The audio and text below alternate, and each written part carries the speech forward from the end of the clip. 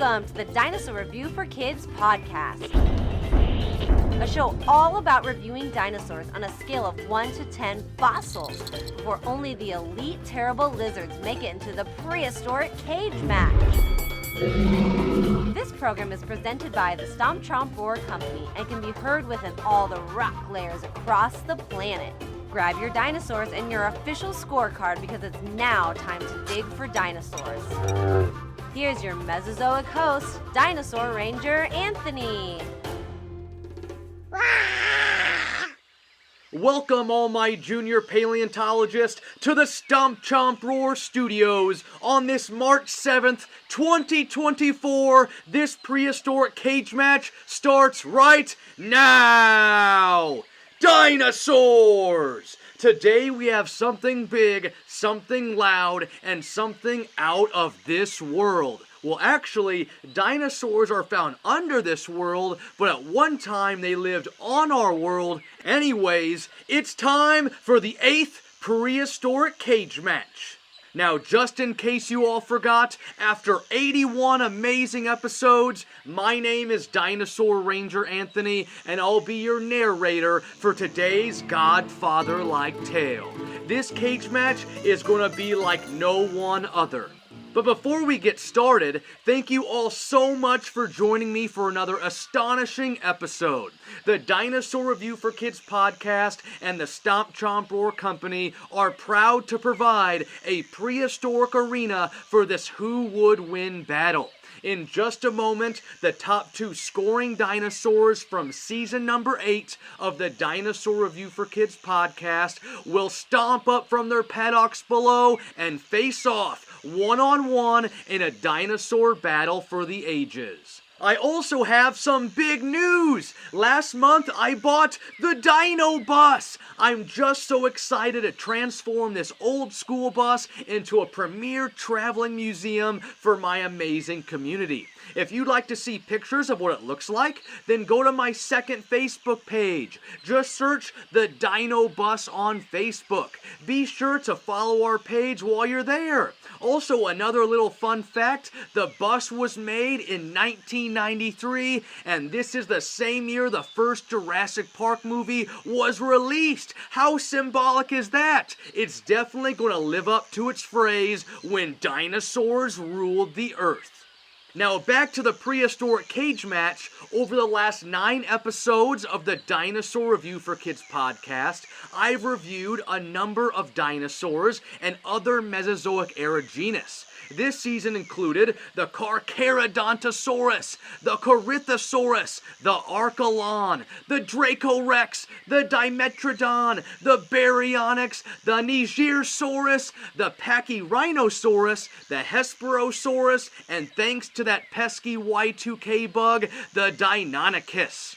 During each episode, I gave a prehistoric genus a score of 1 out of 10 stars, aka we call them fossils. 1 fossil for some of the weakest prehistoric creatures, and 10 fossils for some of the strongest prehistoric creatures.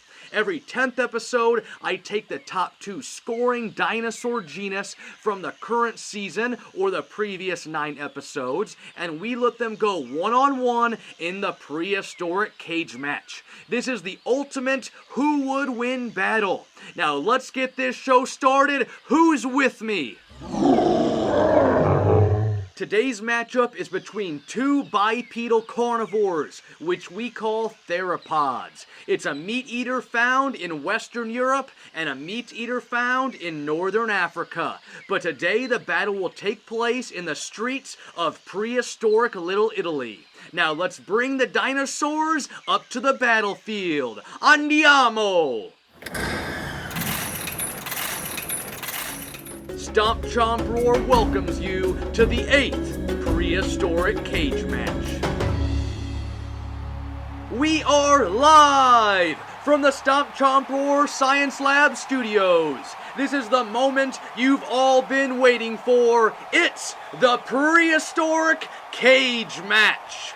It's Time for the Heavyweight Dinosauria Championship of the World. Introducing first, fighting out of the blue corner, a fossil score of 8.4, stretching 33 feet long, 8 feet high, and weighing in at 4,400 pounds. From the early Cretaceous period, some 130 million years ago, fighting out of the wheeled clay formation of Western Europe, it's a Spinosaurid, it's the heavy claw, it's the Baryonyx!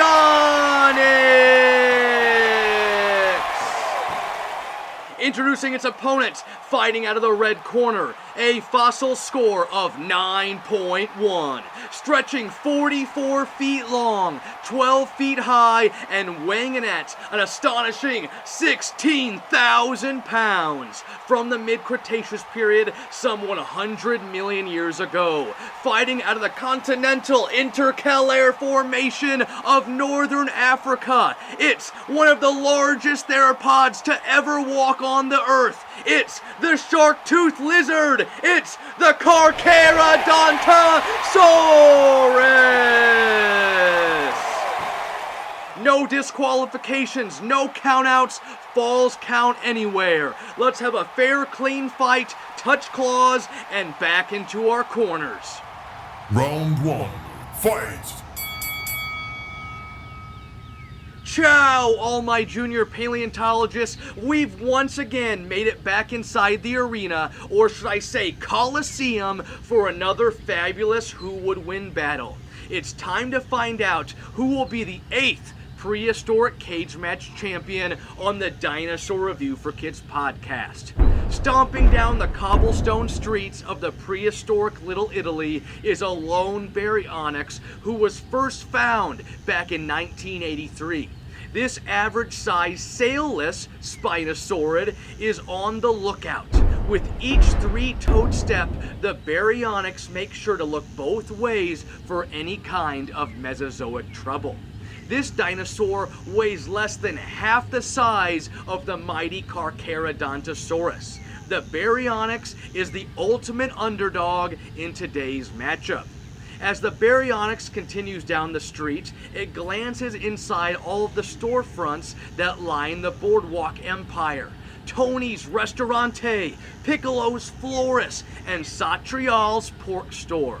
Although everything seems safe for the moment, the Baryonyx knows that soon it will encounter the 44-foot-long, 12-foot-high, and 16,000-pound Carcharodontosaurus. The Baryonyx, known as the Heavy Claw, uses its good hearing to listen for any sounds of danger. Only the melody of soft Italian music can be heard from the windows above. Suddenly, the Baryonyx quickly makes a left turn down a poorly lit alley. Sounds of cats can be heard hunting for all kinds of splinter-like mice. But as the Baryonyx enters the alley, all the cats dash away into the darkness.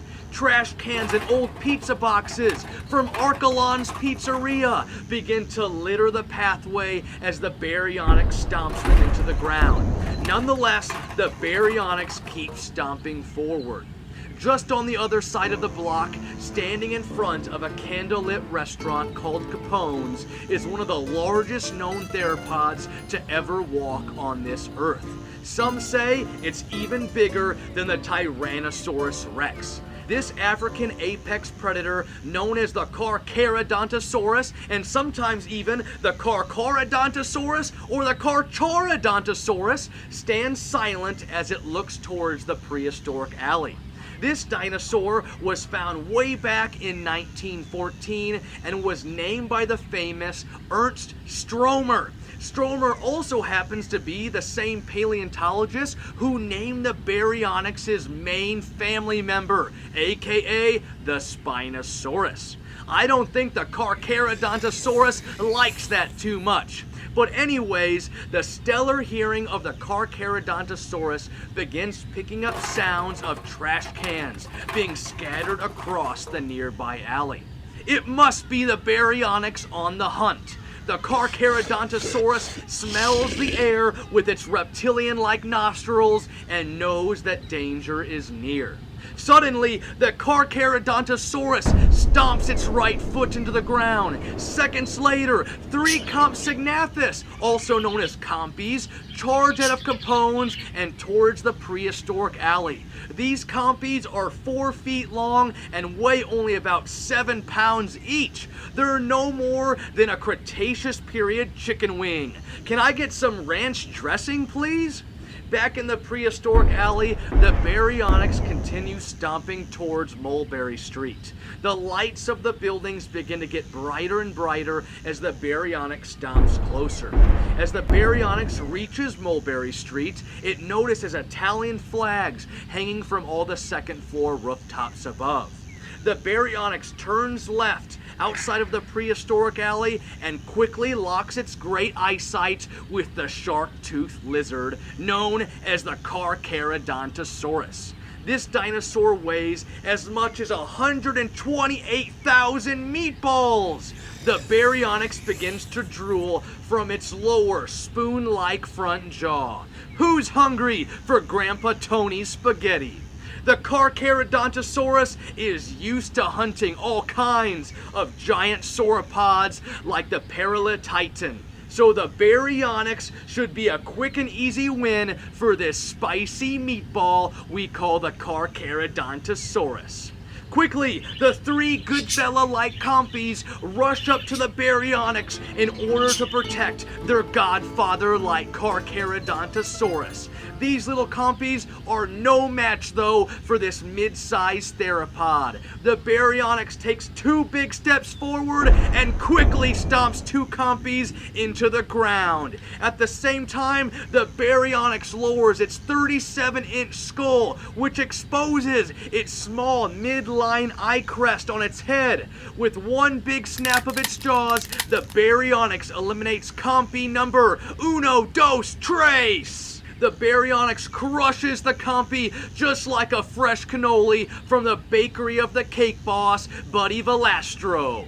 With the Compies out of the way, the Baryonyx continues to stomp down Mulberry Street at speeds up to 25 miles per hour towards the Carcharodontosaurus. As the Baryonyx reaches the shark-toothed lizard, it realizes just how big this theropod is. The Carcharodontosaurus uses all of its power to quickly spin around and hits the Baryonyx with its massive tail. This impact sends the Baryonyx flying across the street and into the glass doors of Rocco and Maria's olive oil orchard store. The reptilian-like skin of the Baryonyx is protected from the broken glass, but jars of the famous olive oil fall from the store shelves above and crash onto the body of the Baryonyx. Olive oil is spilled everywhere.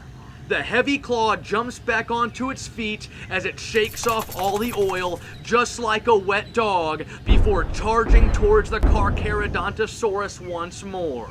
This time, the Carcharodontosaurus swings its massive skull and clocks the Baryonyx into the next time period. The head of the Carcharodontosaurus was once believed to be the biggest dinosaur skull ever found. The impact of the head launches the 4,400-pound body of the Baryonyx into the brick wall of Portnoy's Pizzeria.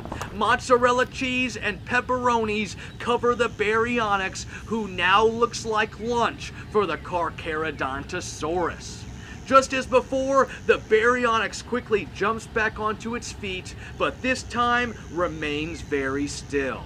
We have a stare down, folks. Both theropods are deadlocked into each other's eyes. They both know that soon one of them will be down for the 3 count, and more than likely, it's gonna be the Baryonyx from what we've seen so far. The Carcharodontosaurus slams its right foot onto the ground once more, and again, 3 soprano-like Compies rush from inside Capone's. The Compies run towards the Baryonyx and prepare to lunge onto the dinosaur known as the Heavy Claw. All 3 Compies jump into the air. 2 Compies bite down on the side of the Baryonyx, but one is not so lucky. the baryonyx chomps down in midair with its 96 small conical-like serrated teeth. Crush! Another compy down. As the other two compies continue biting on the rough, scaly, and pizza-topping-covered body of the baryonyx, the Carcharodontosaurus begins to stomp forward. With each step, the Carcharodontosaurus picks up speed up to 20 miles per hour and begins to open its wide jaws for the pizza pie piled high baryonyx.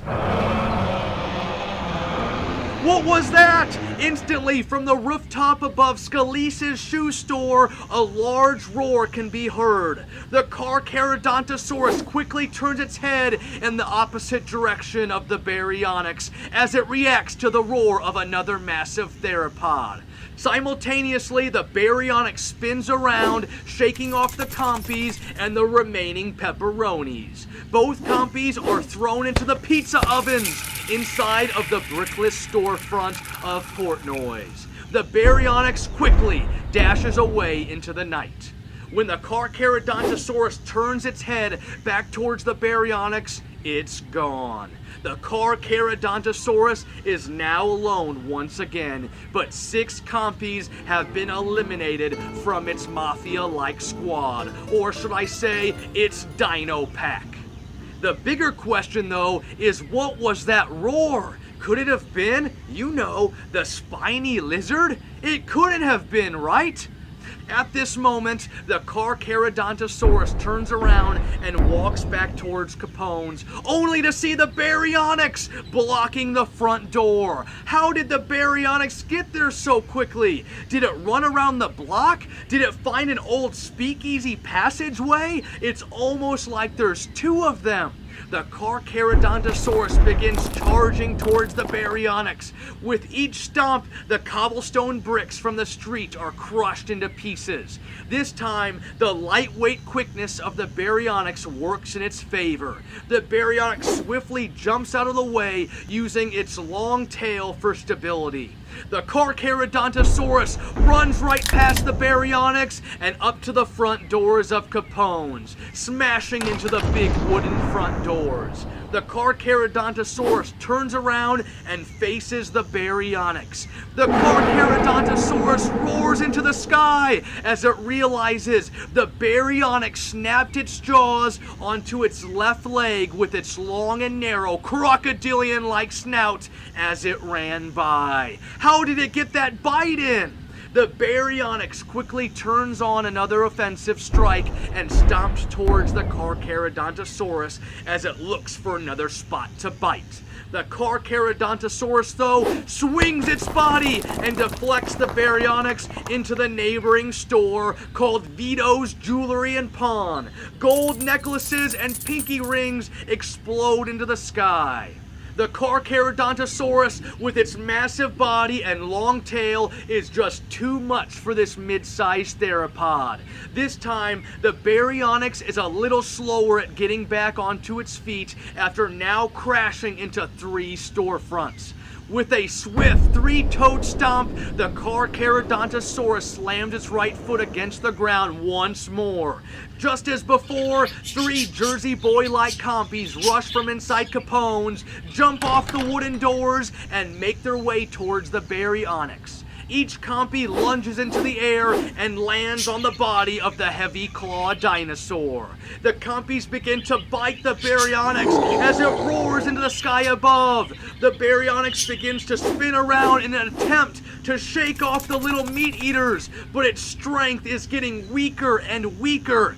Big dinos don't cry! Somebody please call Frankie Valli! The Carcharodontosaurus stomps up towards the baryonyx and roars into the sky. This battle is all but finished. The shark-toothed lizard is ready to strike a W into the history books of the Dinosaur Review for Kids podcast. As the baryonyx continues to spin around, it knocks the compies off its body. Quickly, the baryonyx uses its strong forearms and 12-inch thumb claws to slash at each of the compies Stompies, sending them flying through the sky like an asteroid on Extinction Day. With the baryonyx distracted, the Carcharodontosaurus stomps forward and strikes the neck of the baryonyx with its 60 shark-like teeth. The Carcharodontosaurus swings its head towards the right and throws the python-like baryonyx into the street. At the same time, the baryonyx managed to use its mighty meat cleaver-like claws to scratch the lower right leg of the Carcharodontosaurus before it tumbled into the street. That might have just saved the baryonyx's life. That helped the Carcharodontosaurus loosen its grip as it felt the pain down on its lower right leg. The baryonyx slowly returns to its feet as it makes an attempt to stomp towards the Carcharodontosaurus. Its neck is wounded. It has been bitten by that shark-toothed lizard. How is it still standing here today? The heavier theropod spins around using its huge tail as a wrecking ball. The baryonyx quickly jumps over the Carcharodontus's tail with all of its power before the tail begins knocking down Italian flags and flower pots that are hanging from the rooftops above. As the Carcharodontosaurus spins back around towards the baryonyx, it begins a sudden charge. The Carcharodontosaurus again lowers its head as it draws closer to the baryonyx. The baryonyx tries to dash out of the way, but its body is just too weak from this battle. The Carcharodontosaurus pins the baryonyx up against the famous Chicago St. Valentine's Day brick wall with nearly 16,000 pounds of force. The air is quickly taken out of the lungs of the baryonyx. The mid-sized theropod is battered and bruised and filled with all kinds of compy bites and that neck wound from the Carcharodontosaurus. Unfortunately, not much is left in the tank for this Spinosaurid family member. Boom! The baryonyx, with all of its strength, strikes at the belly of the Carcharodontosaurus with its three-fingered claws. It's trying its hardest to escape the grasp of this godfather-like Carcharodontosaurus. Another slight advantage for the heavy claw known as the baryonyx. As the Carcharodontosaurus roars into the sky, it places its right foot on the body of the baryonyx and begins to push it down onto the ground. The baryonyx is now pinned. With one last show of dominance, the Carcharodontosaurus opens its jaws with its 60 serrated, 8-inch shark-like teeth as it prepares to bite down. Drool is dripping from its jaws. Its stinky breath is going across the battlefield. It is ready to end this battle and have its dinner. What in the name of... What was that? Great cannoli! We just heard it again. You heard it too, right? I'm not just hearing things, am I? Suddenly, the Carcharodontosaurus releases its foot from the body of the baryonyx and looks across the street towards the prehistoric alley. Something just doesn't seem right. The Carcharodontosaurus focuses its stellar eyesight into the darkness only to see what looks like the shadow of a sail-backed dinosaur. The Carcharodontosaurus turns around and begins stomping at 20 miles per hour towards the prehistoric alley. Relieving the pressure, the baryonyx slowly returns to its feet and takes off towards Capone's and into the night. As the Carcharodontosaurus reaches the prehistoric alley, it turns its over 5-foot skull towards the shadows on the ground. There it is! Can it be? But sadly, there's nothing there. The Carcharodontosaurus only sees old pizza boxes casting a deceptive shadow on the ground. The Carcharodontosaurus roars down into the prehistoric alley with such anger and turns back towards Capone's. When the Carcharodontosaurus looks back towards its restaurant, it's surprised to see the baryonyx once again missing from the battlefield. Somehow, the baryonyx has disappeared into the darkness. the Carcharodontosaurus slowly stomps back towards Capone's as it begins to fear the previous sounds of a much bigger theropod. Who was that roaring in the prehistoric alley? Was it the same dinosaur as earlier tonight? You know, the one who shall not be named? Is there more than just 2 theropods with us today? There couldn't be, right? Nah! There it is! The Baryonyx is back again to the battlefield! This time the Carcharodontosaurus looks up, only to see the Baryonyx on the rooftop of Capone's. Is that the same Baryonyx as before? Some would say we've almost seen 3 different ones! This isn't Camp Cretaceous now, is it? Shout out to Grim, Chaos, and Limbo! Suddenly, with a burst of speed, the Baryonyx leaps into the air and raises its heavy claws as it's ready to attack. No! The Baryonyx pokes its 12-inch thumb claws into the neck of the Carcharodontosaurus as it slides down its back of the shark-toothed lizard and onto the ground below. It's just like cutting a pizza pie! Don't unpizza the hut! The Carcharodontosaurus roars into the sky with a tremendous amount of pain and begins to stumble in the street. Slowly, the Carcharodontosaurus begins to turn back towards the Baryonyx, but the motion of its heavy body is just too much to bear. It continues to rock back and forth, just like a cruise ship on choppy waters. As the eyes of the Carcharodontosaurus roll back into its head, the shark-toothed lizard's body falls to its side and onto the doorstep of Capone's.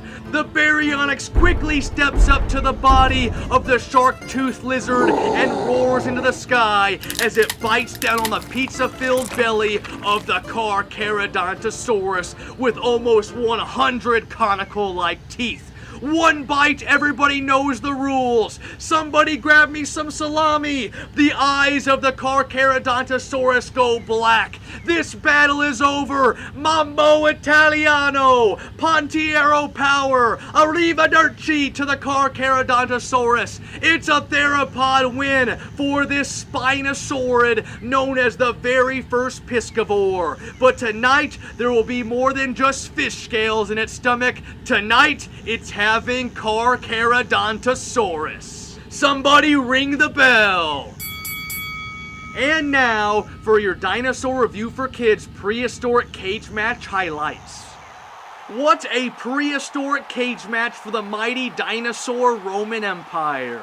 It might have been easy to count out the Baryonyx from the start, but this was no one-sided battle. The Baryonyx was definitely smaller, lighter, and less powerful than the Carcharodontosaurus, but never count out the little guy.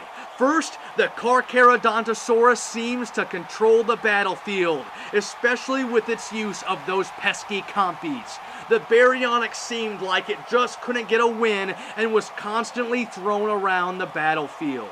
Regardless of its smaller size, the Baryonyx managed to snap and slash at the legs of the Carcharodontosaurus before the shark-toothed lizard would bite down onto its neck and throw it across the battlefield.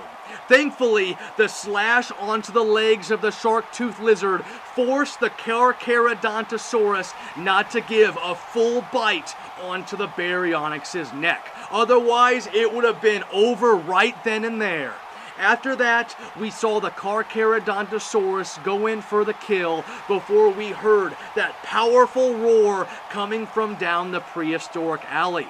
We also can't forget that the Carcharodontosaurus also seemed to be the victim of multiple distractions. But nonetheless, it's another victory for Team Spinosaurid, as the Baryonyx sliced into the back of the shark-toothed lizard, down its spine. It was game over. The Carcharodontosaurus was destroyed just like its holotype fossils back in World War II. And your 8th Dinosauria champion of the world, the Heavy Claw, the Baryonyx! Wow! What did everyone think of Prehistoric Cage Match number 8? It was just so much fun to write, record, and edit for all of my amazing listeners. Even though the Baryonyx was the ultimate underdog in this story, it somehow came out on top. It was definitely a Cinderella story for the Dinosaur Review for Kids podcast. I also want to apologize for such a big delay in this episode. So much has been going on here at the Stomp Chomp Roar headquarters. I've been so busy taking so many bookings for this summer. I've been working on the Dino Bus and also taking care of my family here at home. I also battled a little bit of writer's block throughout this episode, and then you guys, I even got sick when I wanted to record it over the Valentine's Day holiday. I promise I'll get our next episode out even quicker this time, faster than a velociraptor running away from, we'll say, the Indominus Rex.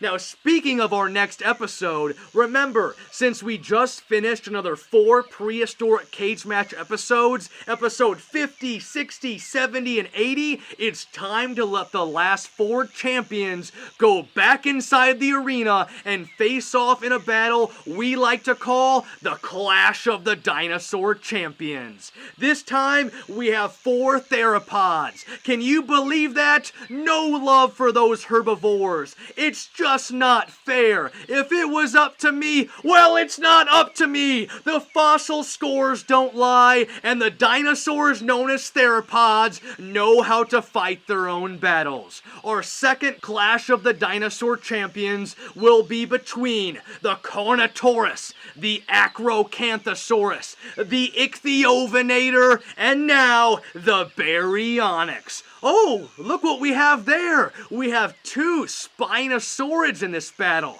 I hope that doesn't cause any trouble. That wouldn't be good now, would it? And what about those roars that sounded like that pesky Spinosaurus? Once again, it has made its presence known in the Prehistoric Cage Match. When is it going to stomp? Or should I say, stomp, chomp, roar?